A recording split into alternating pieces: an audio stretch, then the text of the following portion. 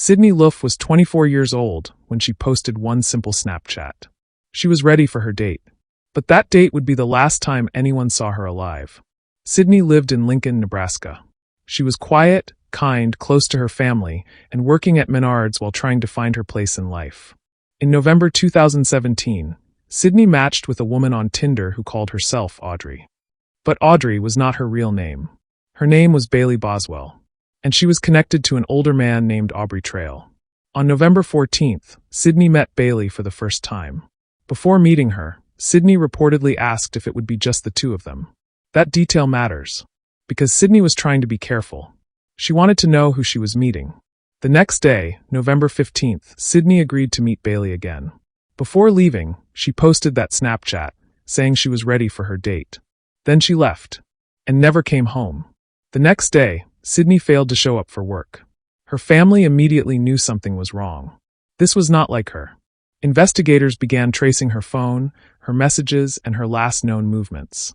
Soon, Bailey Boswell and Aubrey Trail became the focus of the investigation. At first, they denied involvement. They even appeared in videos claiming they had nothing to do with Sydney's disappearance. But nearly 3 weeks later, the search ended in horror. Sydney's remains were found in rural southeastern Nebraska. Her body had been dismembered and left in garbage bags along rural roads. Prosecutors later said this was not an accident. They argued Bailey used Tinder to lure Sydney in. And they said Aubrey Trail was part of a planned killing. Trail claimed Sydney's death happened accidentally during a sexual encounter. But prosecutors rejected that version. In 2019, Aubrey Trail was convicted of first-degree murder, conspiracy to commit murder, and improper disposal of human remains. He was later sentenced to death.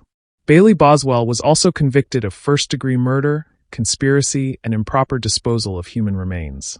She was sentenced to life in prison. But no sentence could bring Sydney back. Because Sydney Luff was not just a headline. She was a daughter, a sister, a young woman who thought she was going on a date. And that is what makes this case so terrifying. She did what millions of people do every day. She matched with someone online. She asked questions. She tried to be careful. But behind the profile was a lie. And behind that lie were two people who turned trust into a trap. Sydney's story is a reminder. Online dating safety is not paranoia. It is protection. Meet in public. Tell someone where you are going. Share your location. Use your own transportation. And never ignore a bad feeling. Because sometimes danger does not look like danger. Sometimes it comes with a fake name, a friendly message, and a profile picture.